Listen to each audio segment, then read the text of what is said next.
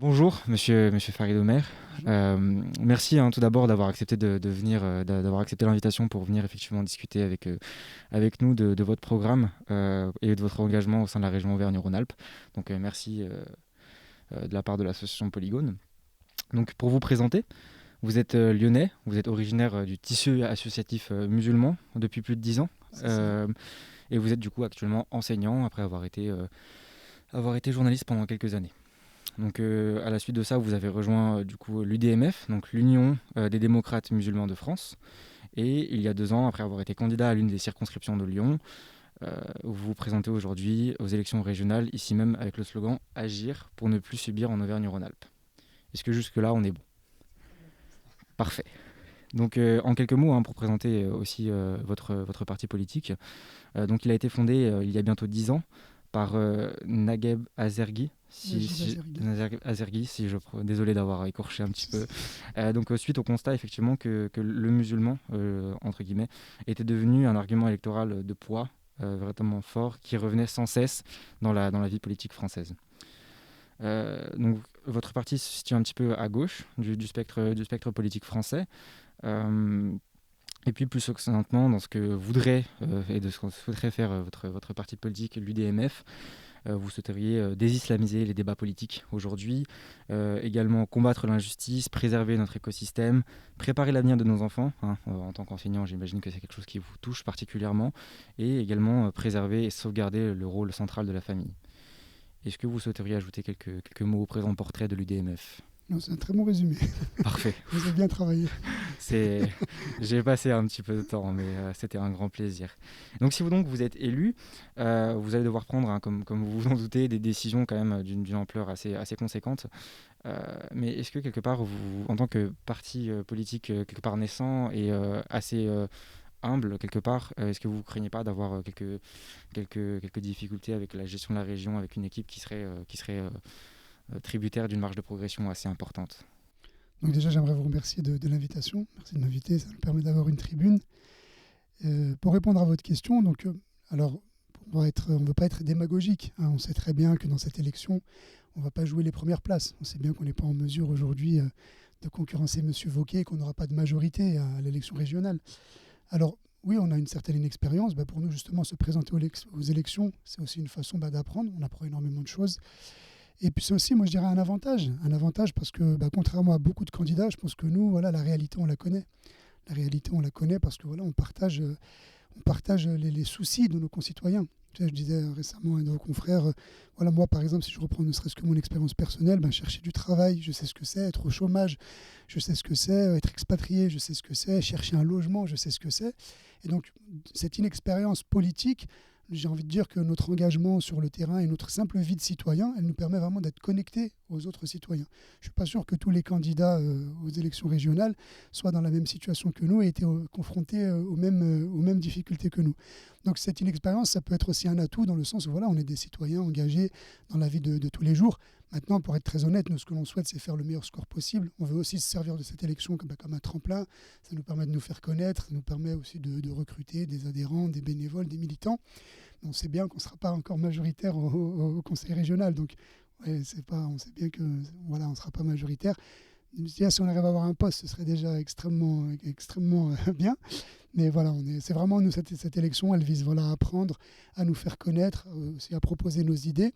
Mais voilà, on ne vise pas encore la majorité. Alors après, peut-être que dans les décennies à venir, nul ne sait, mais pour l'instant, à court terme, ce n'est pas l'objectif premier. Voilà. D'accord.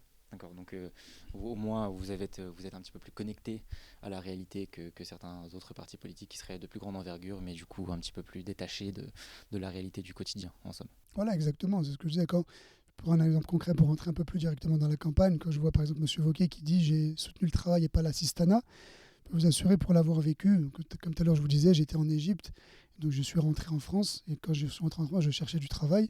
Donc déjà, on voit que c'est vraiment pas facile, et ça, moi c'était bien avant la crise sanitaire, je vous parle de 2015-2016. Quand vous êtes avec les minima sociaux, vous n'avez pas du tout l'impression d'être un assisté. Je peux vous assurer que c'est très compliqué de boucler les fins de mois. Et donc voilà, c'est tout ça qui nous permet d'être en phase et de voir que en fait, c'est très compliqué. On avait notre président qui nous disait qu'il suffisait de traverser la rue pour trouver du travail. Je peux vous assurer que moi, ça m'a pris des mois. Et d'ailleurs, c'est grâce à mes diplômes et à mes études, puisque c'est en passant un concours de la fonction publique, en devenant enseignant, que j'ai pu me stabiliser de nouveau.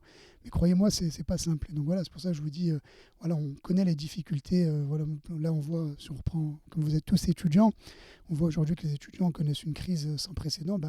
On est concerné parce qu'on connaît. Moi, j'ai par exemple ma sœur qui est étudiante, j'ai un certain nombre d'amis qui sont étudiants, et je vois que pour eux, c'est très compliqué. Vous voyez. Donc c'est pour ça que. Oui, justement, on reviendra sur la question des étudiants un petit peu après. Mais du coup, d'ailleurs, dans votre programme, hein, avant de parler des étudiants, vous parlez assez globalement du fait qu'il y a un manque d'investissement, hein, que ce soit au niveau du travail, que ce soit au niveau même des lycées, tout simplement. Et du coup, quelle serait votre vision pour la région Auvergne-Rhône-Alpes sur une question de politique d'investissement à mener du coup à ce niveau-là? La première chose qu'on ferait, si vraiment on était élu, ce serait de faire un audit. Parce qu'aujourd'hui, il faut savoir que la région, elle a un budget de 4 milliards d'euros. Donc, vous voyez que c'est très très conséquent.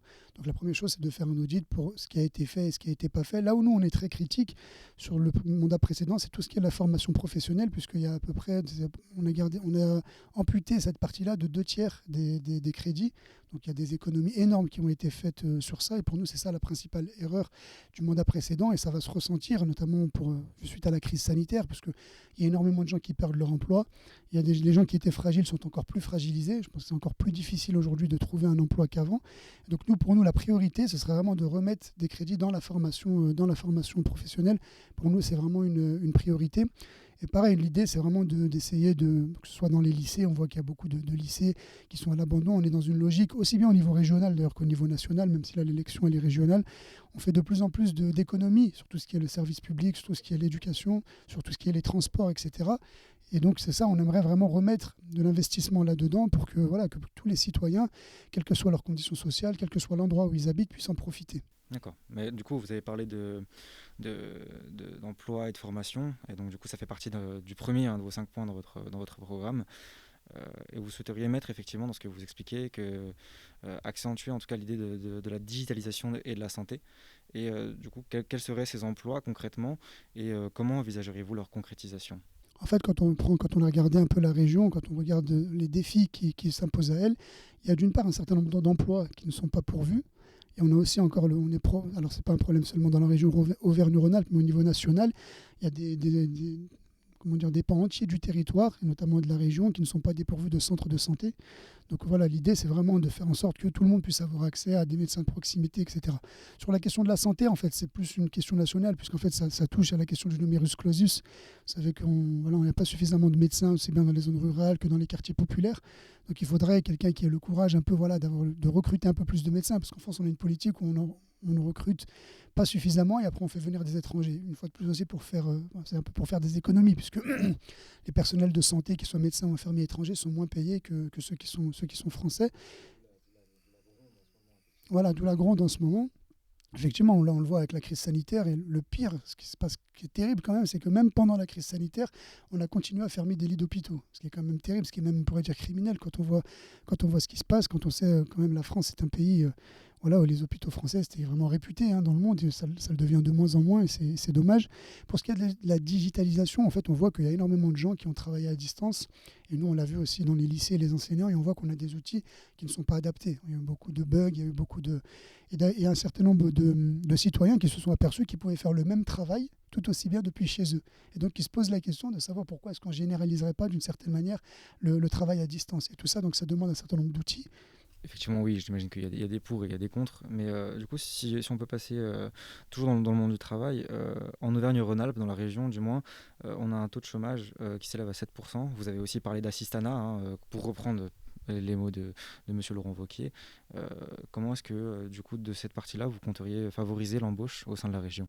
Comme je dis, c'est lié au fait que les 7%, en fait, quand on les regarde comme ça paraît moins que la moyenne nationale, mais il faut vraiment regarder par territoire. Parce que par exemple, quand on regarde même à Lyon, qui est une ville qui est quand même pourvue d'emplois, quand vous allez dans les quartiers populaires, vous trouvez des taux d'emploi qui peuvent monter à 10, 15, 20%, notamment chez les jeunes.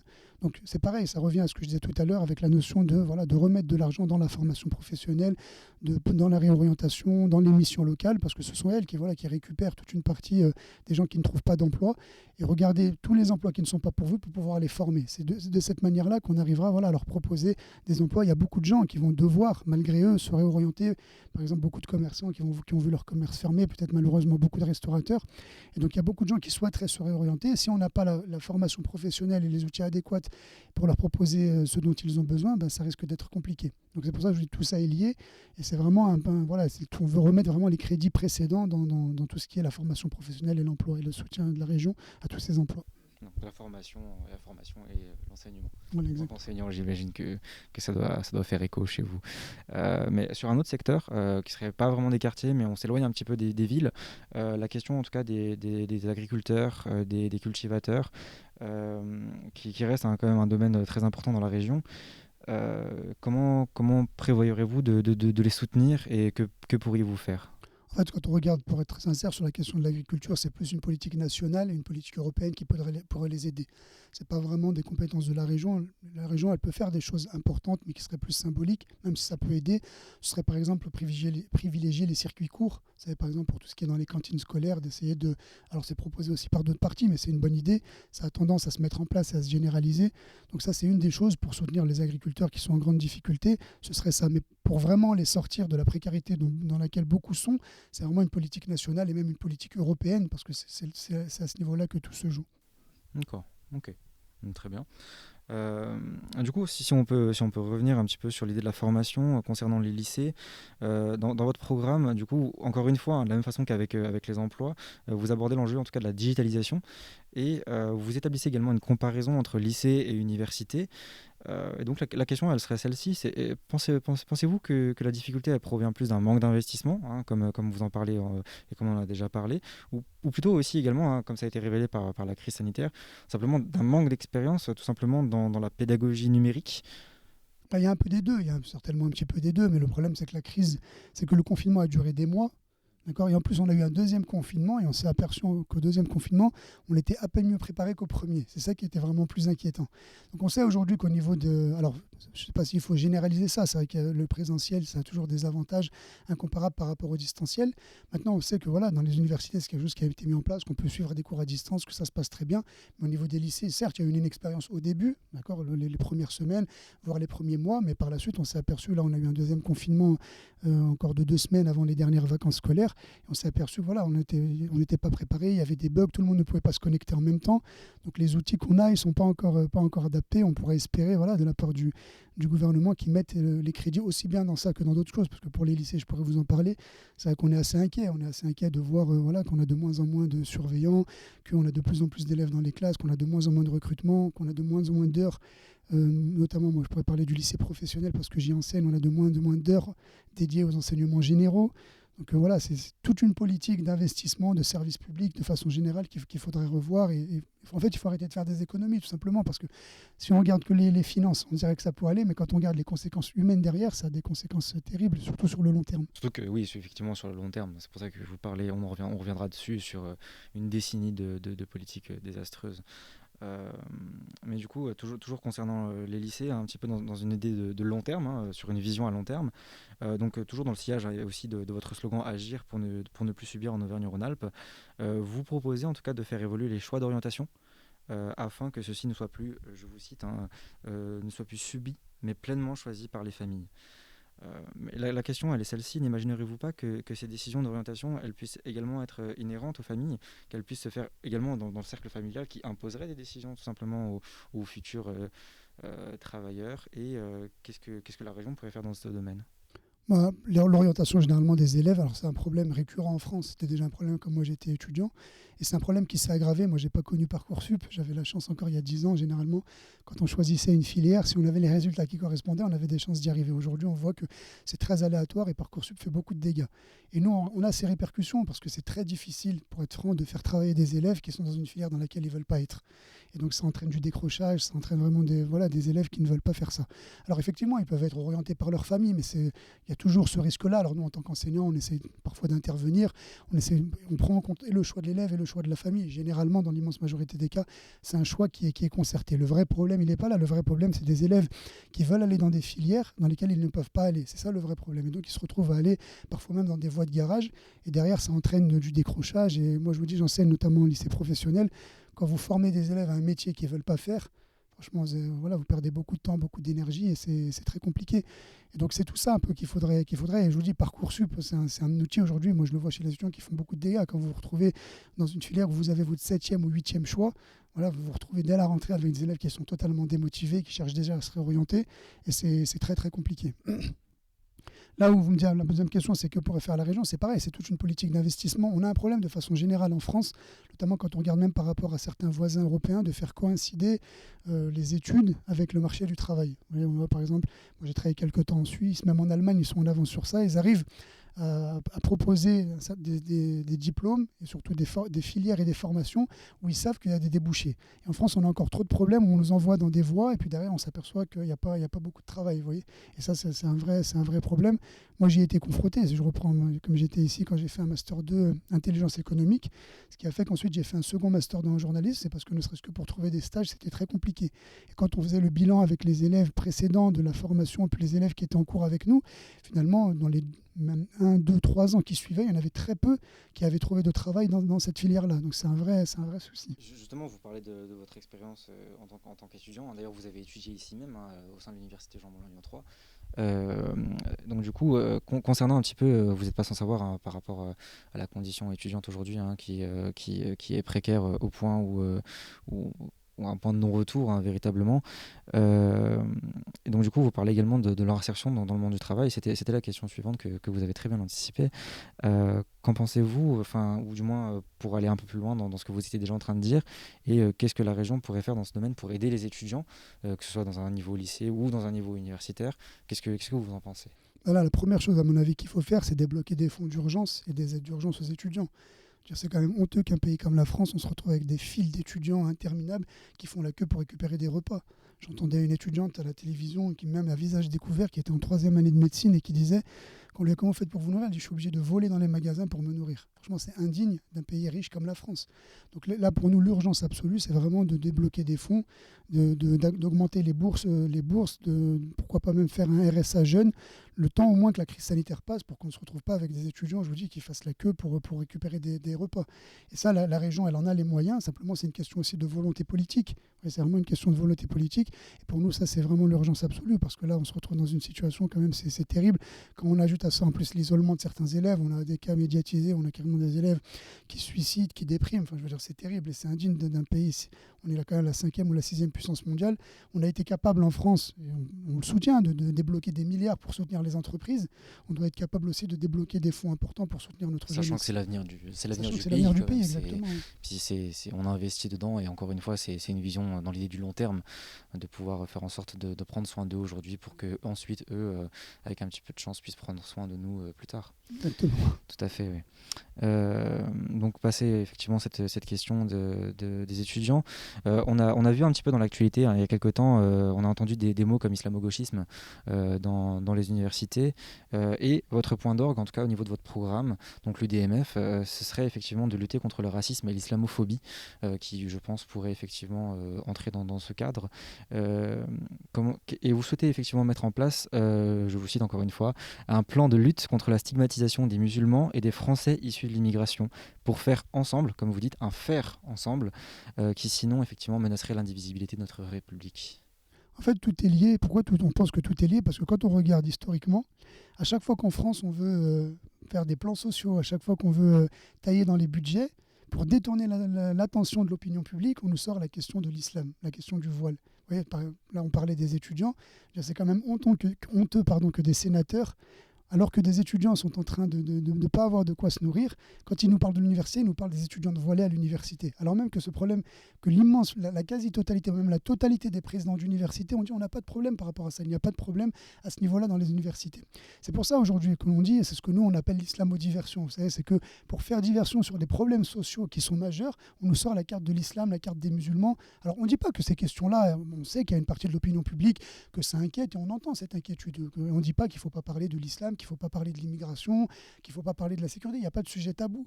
Mais je veux dire qu'aujourd'hui, tout ça soit au cœur, je veux dire qu'on passe du temps à nous parler du voile des nounous, du voile des accompagnatrices scolaires, du voile des étudiantes, alors qu'on voit que dans notre pays, on a des gens qui sont au chômage, on a des taux de suicide, on a des problèmes. Voilà, on voudrait que la question sociale, elle soit au cœur et qu'on arrête de nous agiter ce chiffon rouge de l'islam pour détourner l'attention de l'opinion publique. C'est pour ça que tout est lié.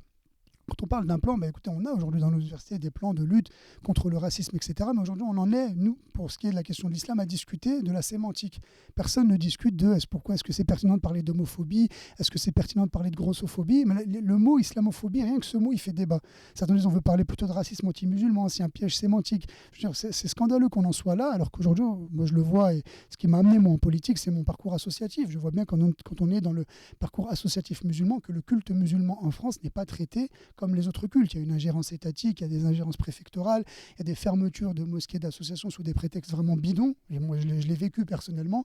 On se retrouve avec des gens qui sont perquisitionnés sans qu'ils sachent pourquoi, parce que franchement, il y a même des mesures liberticides et sécuritaires qui sont inquiétantes et qui, à mon avis, ne devraient pas seulement inquiéter la communauté musulmane, mais au-delà, parce que vous savez, c'est un peu, je prends par l'exemple des Gilets jaunes. Pendant longtemps, on s'est plaint dans les quartiers populaires de violences policières. Et ce n'était pas une question qui faisait la une de l'actualité. L'opinion publique s'en détournait parce que finalement, ça concerne que les jeunes d'origine immigrée. Et puis, si ça leur arrive, c'est que peut-être c'est bien fait pour eux. Il a fallu qu'il y ait la crise des Gilets jaunes et que pendant un an, on voit cette confrontation entre une partie des Français et les forces de l'ordre pour que ça se fasse la une de l'actualité et commence à se poser des questions. Mais j'ai envie de dire, c'est un peu la même chose, qu'on fasse attention à ce qui se passe aujourd'hui au sein de la communauté musulmane et l'opinion publique s'en détourne en disant finalement, c'est pas très grave si on ferme une mosquée, si on ferme une association, c'est peut-être parce qu'il se passe quelque chose à l'intérieur, alors que on passe même pas par la voie juridique, c'est parfois juste des décisions du ministre de l'Intérieur. Je dis attention à ce que ça ne se généralise pas, parce que quand on commence à s'en prendre à une partie du pays, à une minorité, généralement ça finit toujours par concerner la majorité. Donc ça, il y a un message interne à la communauté musulmane qui consiste à réveillez-vous et mobilisez-vous politiquement si vous voulez que ça cesse, mais aussi un message à l'ensemble des Français pour leur dire méfiez-vous, parce que souvent ces mesures sécuritaires et liberticides, elles sont testées parfois dans les quartiers populaires auprès d'une partie de la population, puis elles risquent de finir de se généraliser à l'ensemble. On le voit aujourd'hui, par exemple, avec on commence à interdire des manifestations. Tout ça, on voit qu'on commence à porter plainte. Le ministre de l'Intérieur porte plainte contre une candidate en Ile-de-France pour des propos qu'elle a tenus alors qu'ils ne tombent pas sous le coup de la loi. Vous voyez, c'est tout ça qu'on dit faites attention à ce que ces mesures sécuritaires et liberticides n'atteignent pas l'ensemble de la nation. C'est vrai il y a en France, le fait qu'on ait été touché par des attentats fait que l'émotion est très forte et que parfois les gens ont tendance à être prêts à sacrifier une partie de leur liberté au nom de la sécurité. Le problème, c'est que ça a aussi ses limites. Les mesures sécuritaires, elles sont loin d'être suffisantes. Sinon, on ne va pas mettre un policier derrière chaque citoyen, sinon si on veut pousser la logique à l'extrême. Donc il faut trouver certes l'équilibre entre les deux, mais il faut être à mon avis très méfiant. Et moi, ce que je vois, ce qui se passe vraiment au niveau de la gestion du culte musulman, c'est plutôt inquiétant parce qu'on trahit même les principes de la République. On nous parle des principes républicains, mais la notion de séparation de l'Église et de l'État en question de l'islam, elle n'est pas du tout appliquée, vraiment pas du tout. Et idem en ce qui concerne au niveau de la République, c'est l'égalité entre tous les citoyens. Aujourd'hui, je peux vous dire qu'une partie de la communauté musulmane, on la traite vraiment comme des citoyens de seconde zone. D'accord. Du coup, vous parlez effectivement du coup sous le coup de la loi, vous parlez effectivement de la loi de la séparation entre l'Église et l'État en 1905. Justement, c'est une question qu'on se posait entre nous avant que vous arriviez. C'est comment... sous un point de vue légal, hein, bien entendu, comment s'est passé en tout cas la création du parti de l'UDMF? Est-ce qu'aujourd'hui vous avez vous ressentez du moins une pression qui serait de l'ordre de la discrimination, de la stigmatisation? Comment est-ce que sur le point de vue légal, comme vous en parlez vous-même, comment est-ce que ça se passe? Alors le parti, pour l'instant, il est légal, il a été déposé en préfecture, on se présente aux élections. Il y a un certain nombre de députés, avant c'était à l'extrême droite, maintenant ça se généralise à la droite, qui disent on veut interdire ces partis qu'eux qualifient de communautaires. Alors nous, on ne se qualifie pas du tout de communautaire, au contraire, on dit que la notion de laïcité, la notion de la République, quand elles sont respectées telles qu'elles ont été édictées, à savoir la séparation totale entre le culte et l'État, et à savoir l'égalité entre tous les citoyens, nous on ne demande rien d'autre. On demande vraiment que ça se soit appliqué, mais se soit appliqué de la même façon pour tout le monde. Il y a un certain nombre de députés ou de sénateurs qui disent il faut interdire ce genre de parti. Le problème, c'est que pour l'instant, je ne pense pas que ce soit à l'ordre du jour. Et puis, c'est très compliqué à faire sur le plan légal. Ce serait quand même assez choquant qu'en France, on interdise des partis politiques. Ça, sur le plan symbolique, je pense que ce serait... Donc l'idée du parti politique, il est avant tout de faire respecter l'ordre de la démocratie, ou la démocratie tout simplement, avant de prôner simplement un communautarisme. Voilà, exactement. Ça va à tout le monde. On ne cache pas le fait que nous, un de nos objectifs, c'est de faire en sorte, parce qu'on a aussi une analyse, c'est que quand on regarde sur le plan politique, on sait que dans les quartiers populaires, et en partie ce qui caractérise la communauté musulmane sur le plan politique, c'est l'abstention. Et on pense que c'est une des raisons pour lesquelles certains hommes politiques nous tapent dessus, parce qu'ils se disent ça nous permet de récolter des voix à l'extrême droite, et en même temps, cette communauté ne réagit pas, si vous voulez, politiquement. Et nous, c'est ce rapport de force-là qu'on veut changer. Alors, bien sûr que se rendre aux urnes, ça ne va pas tout changer, ça ne va pas tout révolutionner. Et on pense que ça va faire réfléchir un certain nombre nombre d'hommes politiques, parce que si on arrive à les sanctionner au minimum dans les urnes, peut-être qu'avant de stigmatiser une partie de la population, ils y réfléchiraient à deux fois. Donc c'est un discours que l'on tient, c'est un discours que l'on tient clairement, ouvertement, on n'a pas de problème avec ça. Et voilà, mais même si notre discours s'adresse à l'ensemble de la nation et à l'ensemble des Français. D'accord. Donc oui, dans tous les cas, on revient sur l'idée du long terme. C'est quelque chose qui ne se fera pas en un jour, hein, mais qui prendra en tout cas du temps. Ce sera un chemin qui sera assez long. Et justement, en parlant de chemin, aborder du coup la question des transports, qui ont encore une fois eux aussi une grande importance dans la région Auvergne-Rhône-Alpes. Et comment comptez-vous en tout cas développer les lignes TER dans la région? Comment éviter la disparition de certaines lignes face à une logique, je vous cite encore une fois, hein, face à une logique de rentabilité?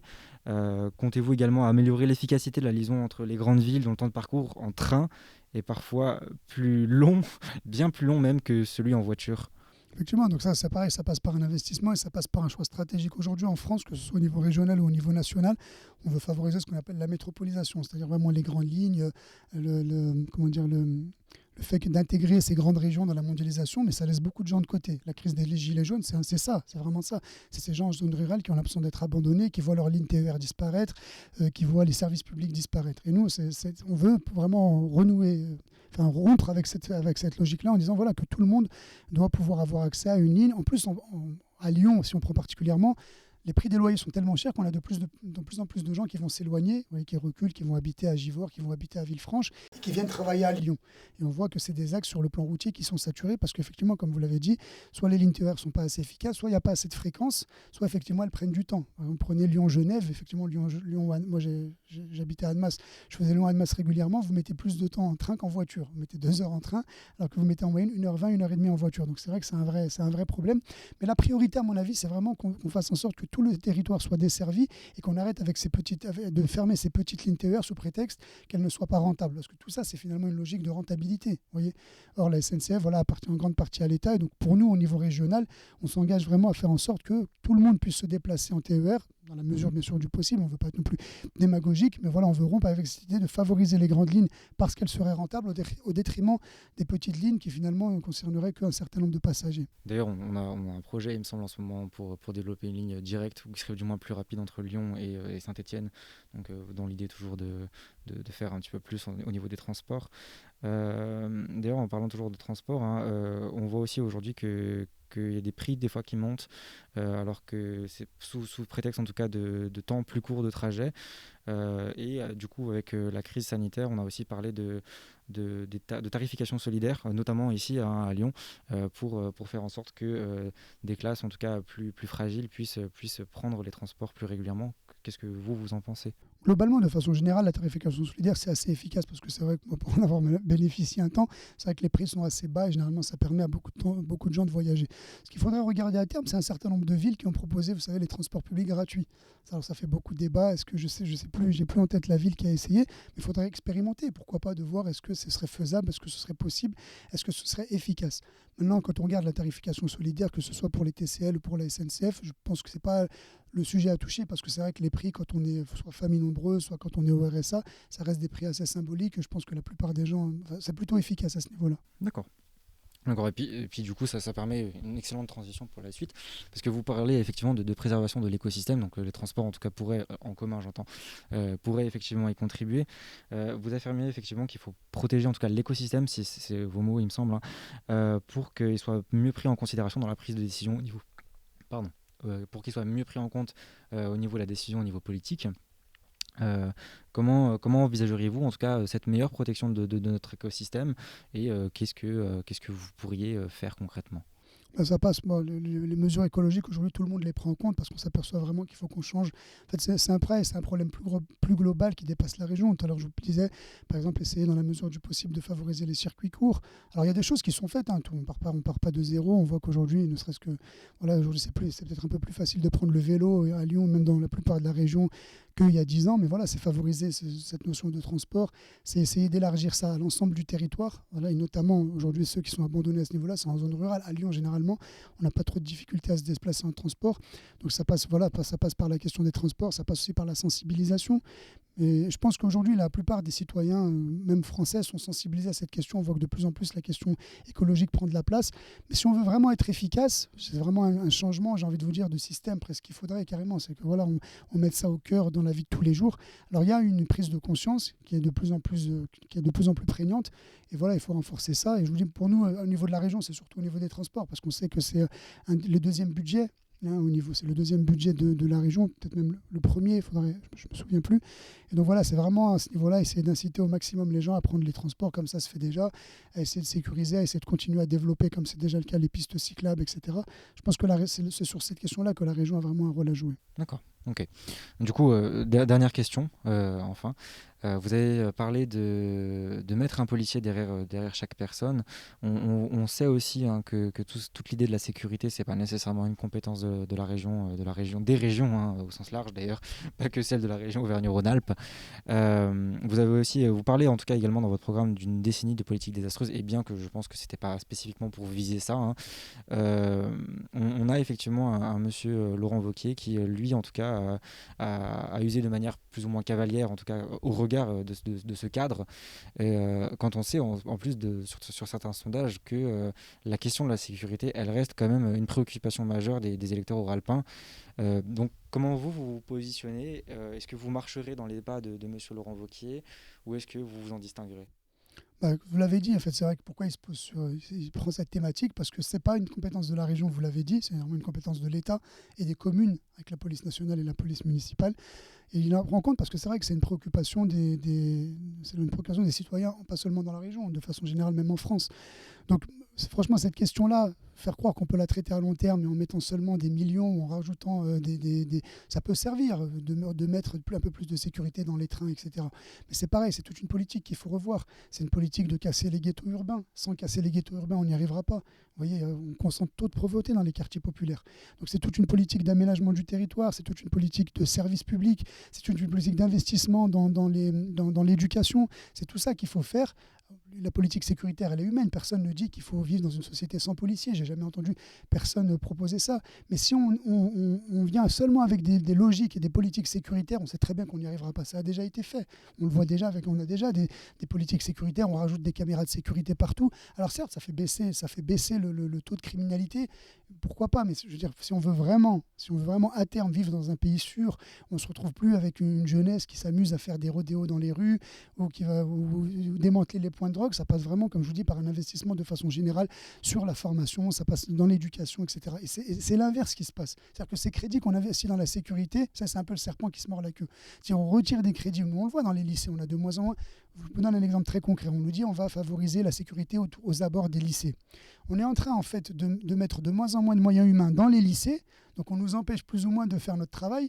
Vous arrivez plus à régler des problèmes quand vous avez 4, 5, 6, 7 surveillants dans un lycée qui peuvent désamorcer la crise à l'intérieur du lycée. Donc on enlève des moyens humains dans les lycées et on rajoute des policiers à l'extérieur du lycée. Vous voyez, c'est ça un peu le paradoxe. C'est-à-dire qu'on crée les conditions de ce qui se passe, de l'insécurité, pour après nous dire on va rajouter des mesures sécuritaires.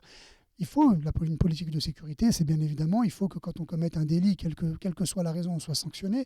Voilà, c'est normal, sinon c'est l'impunité. Mais voilà, il faut vraiment avoir une logique de long terme. Et moi, je vous dis, vous pouvez rajouter autant de policiers que vous voulez dans les quartiers. Si vous n'arrivez pas à résoudre la crise sociale, si vous n'arrivez pas à proposer des logements décents, si vous n'arrivez pas à proposer à ces gens-là un travail décent, vous ne réglerez pas la question.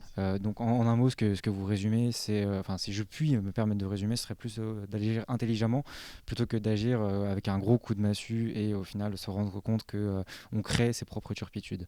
Ok. En tout cas, ce sera le mot de la fin. Merci vraiment d'avoir accepté de venir parler un petit peu, discuter un petit peu avec nous dans un cadre comme celui-ci.